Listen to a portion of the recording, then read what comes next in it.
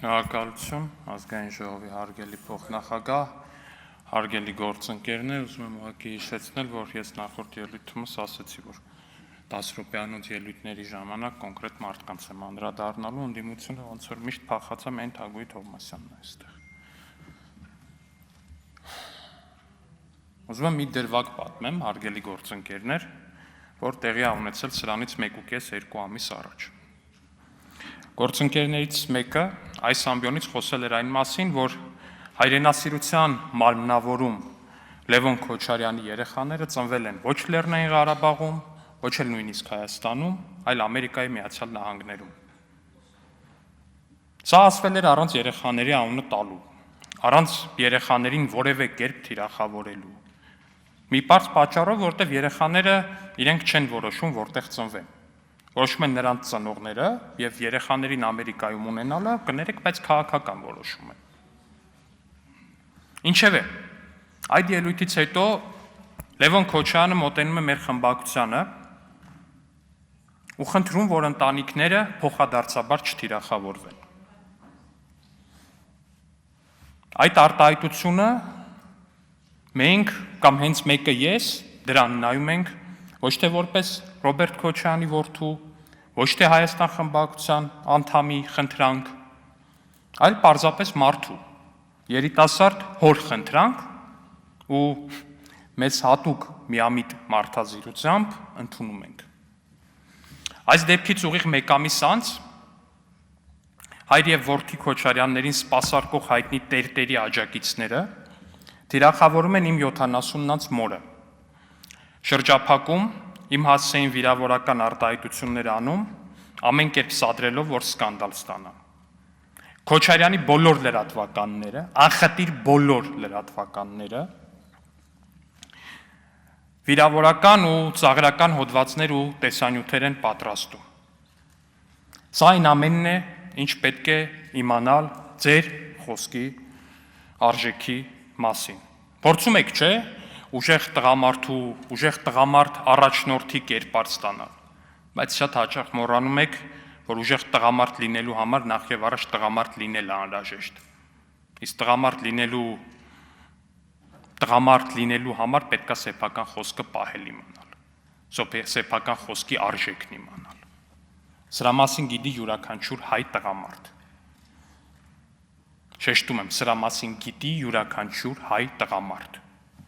Իհարկե հասկանում եմ, որ ժամանակին Ադրբեջանում Հեյդար Ալիևի երաշխավորագրով կոմունիստական կուսակցության անդամ դարձած Ռոբերտ Քոչարյանը գուցե այդքան էլ լավ չի հասցրել ուսումնասիրել հայ հասարակությունը, ծանոթանալ մեր հայերիս արժեքներին, սկզբունքներին, բայց ես կփորձեմ այդ բացը լրացնել։ Պարոնայք Ռոբերտ եւ Լևոն Քոչարյաններ, մենք հայերս բացարձակ մեծամասնությամբ քրիստոնյա ենք։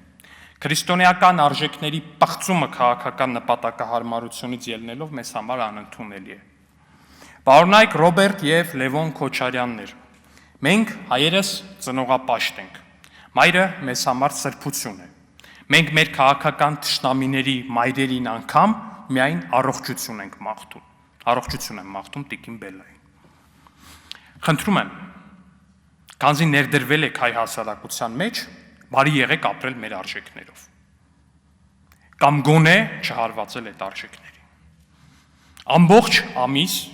ամբողջ տարի, ամբողջ 5 տարի, այս ամբիոնից դիմացներդ կանգնած են, բան ունեք ասելու, եկեք ինձ ասեք, ոչ թե տանս ու հաշմանդամ մորս վրա լնգու լավազ ուղարկեք։ Ուղարկելուց էլ գոնե բացատրեք, թե ինչ է անկերասիրությունը։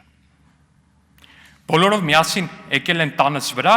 հետո հեռանցել, դրանից դիմաց թողնելով իրենց գաղափարակից եղբոր անշնչացած դին։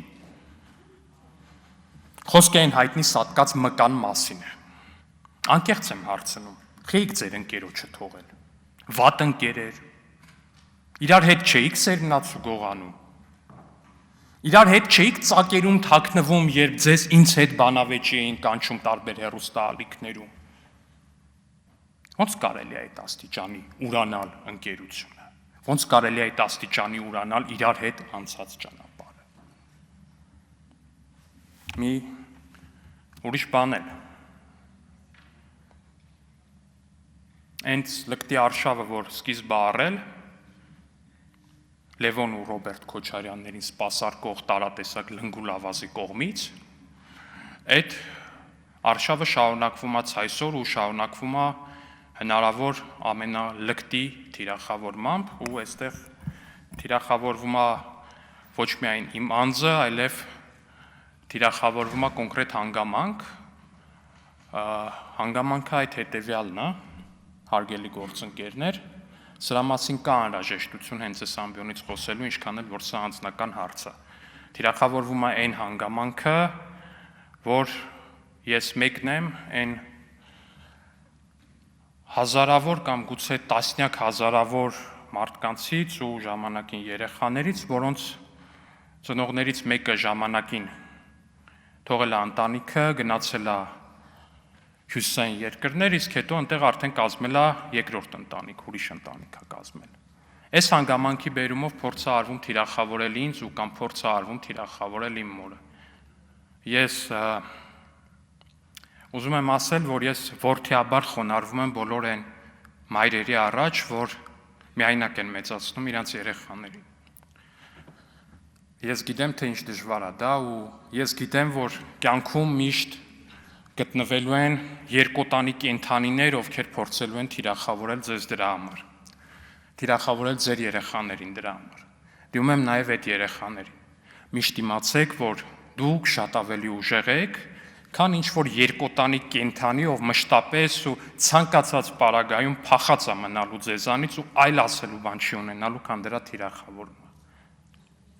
Դուք ուժեղ եք ու դուք ձեր կյանքում կկարողանաք հասնել ամեն ինչի։ Ու